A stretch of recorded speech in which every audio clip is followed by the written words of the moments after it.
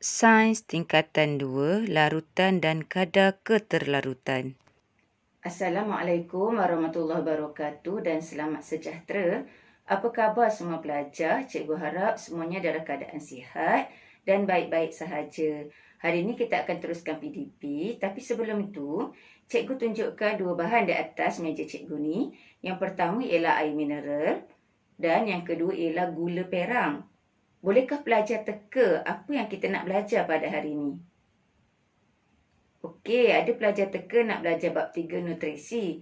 Sebab apa? Sebab ada air mineral dan juga gula kan? Ada yang teka bab 5 iaitu air dan larutan. Ya betul, cikgu akan ajar bab 5 air dan larutan. Dan cikgu fokuskan kepada subtopik 5.2, larutan dan keterlarutan.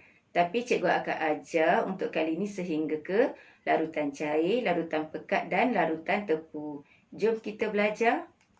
Baiklah, sekarang cikgu akan perkenalkan 3 istilah penting dalam subtopik ini.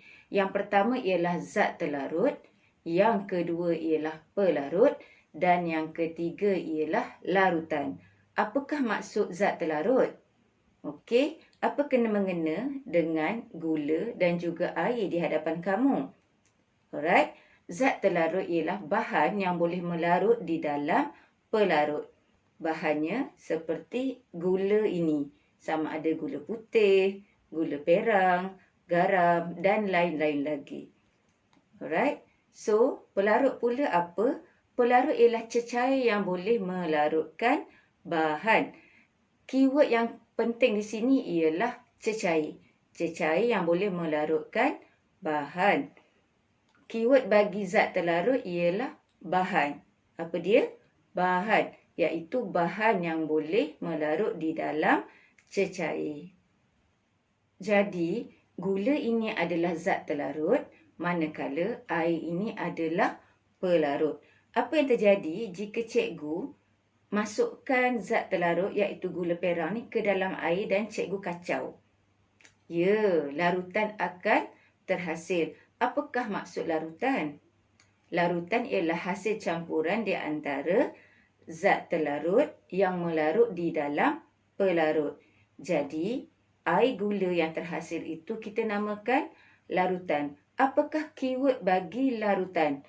Larutan ialah hasil campuran di antara zat terlarut dan juga pelarut. Jadi, keywordnya ialah hasil campuran. Apakah maksud larutan cair, larutan pekat dan larutan tepu?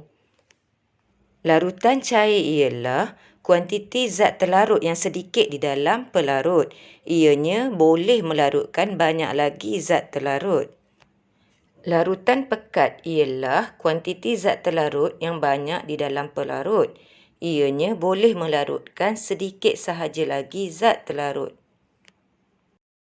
Larutan tepu pula ialah kuantiti zat terlarut yang berlebihan di dalam pelarut. Ia tidak boleh melarutkan zat terlarut lagi dan menghasilkan mendakan. Okey, sekarang kita akan buat amali ringkas untuk menghasilkan larutan cair, larutan pekat dan juga larutan tepu. Bolehkah pelajar teka yang mana satu menghasilkan larutan cair, yang mana satu menghasilkan larutan pekat dan yang mana satu menghasilkan larutan tepu? Cikgu telah sediakan 400 ml air bagi ketiga-tiga balang. Alright, mari kita jalankan eksperimen atau amali ringkas menghasilkan larutan cair, larutan pekat dan larutan tepu. Cikgu akan masukkan gula perang ke dalam balang yang berisi air. Sekarang cikgu masukkan 10 gram gula perang ke dalam 400 ml air. Cikgu masukkan ke semuanya. Kemudian cikgu kacau gula perang tersebut. Okey, cikgu kacau.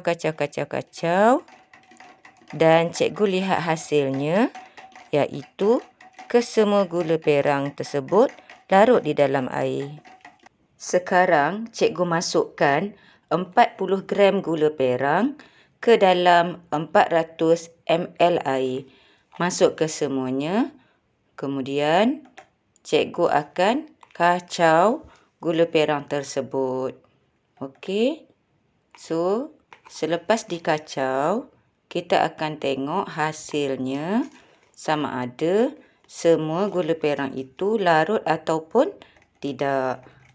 Setelah cikgu kacau gula perang dan akhirnya gula perang kesemuanya larut di dalam air. Untuk balang yang ketiga, kita menggunakan 70 gram gula perang. Tapi cikgu telah pun mengasingkan yang 70 tadi ke satu bekas iaitu 40 gram dan di dalam ni ada 30 gram sahaja. Okey, sekarang kita masukkan dulu 40 gram.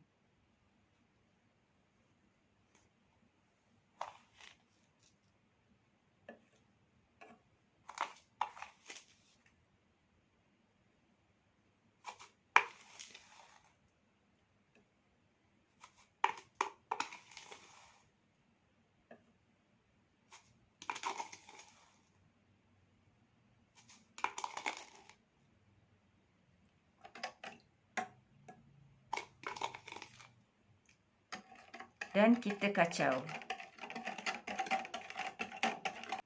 Apabila cikgu masukkan 40 gram gula perang ke dalam bekas yang ketiga ni, semua telah larut.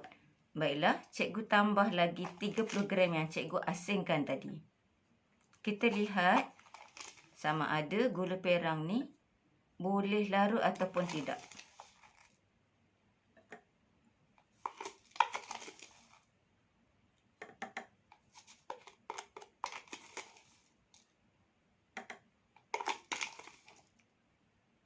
Dan kita kacau.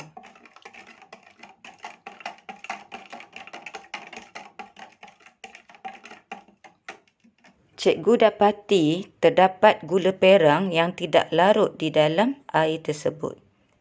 Baiklah, sekarang cikgu kongsikan hasil eksperimen yang kita buat tadi. Yang pertama paling kanan ini ialah 10 gram gula perang telah pun kita masukkan ke dalam 400 ml air. Cikgu kacau dan semuanya larut. Okey, ini menghasilkan larutan cair kerana kuantiti zat terlarutnya sedikit. Ada tak mana-mana pelajar terfikir kenapa cikgu gunakan gula perang? Cikgu tak gunakan gula putih. Sebabnya ialah cikgu ingin pelajar lihat perbezaan warna di antara ketiga-tiga larutan yang terhasil ini. Dan larutan cair yang terhasil ini warnanya lebih cerah berbanding larutan yang tengah dan yang paling hujung. Balang yang kedua menghasilkan larutan pekat di mana cikgu telah pun masukkan 40 gram gula perang ke dalam 400 ml air. 400 ml air kita tetapkan untuk ketiga-tiga balang tetapi kuantiti zat terlarut kita ubah. Yang tengah ni menghasilkan larutan pekat dan warnanya lebih gelap berbanding larutan cair dan kurang gelap berbanding larutan tepu. Larutan yang ketiga adalah terhasil daripada 70 gram zat terlarut iaitu gula perang dimasukkan ke dalam 400 ml air. Cikgu kacau tetapi masih ada lagi gula perang yang tidak larut dan menghasilkan mendakan. Ini bermakna larutan tepu telah pun terhasil. Larutan tepu warnanya lebih gelap berbanding larutan pekat dan juga larutan cair. Cikgu harap semua pelajar faham dengan video PDPC cikgu pada kali ini. Semoga video-video ini bermanfaat dan teruskan belajar. Jutaan terima kasih saya ucapkan kepada semua subscribers. Tidak kira di mana anda berada, teruskan sokongan anda kepada channel saya. Jangan lupa like, komen, subscribe dan aktifkan notifikasi loceng agar anda tidak terlepas video terbaru daripada saya. Terima kasih kerana menonton video ini. Terima kasih.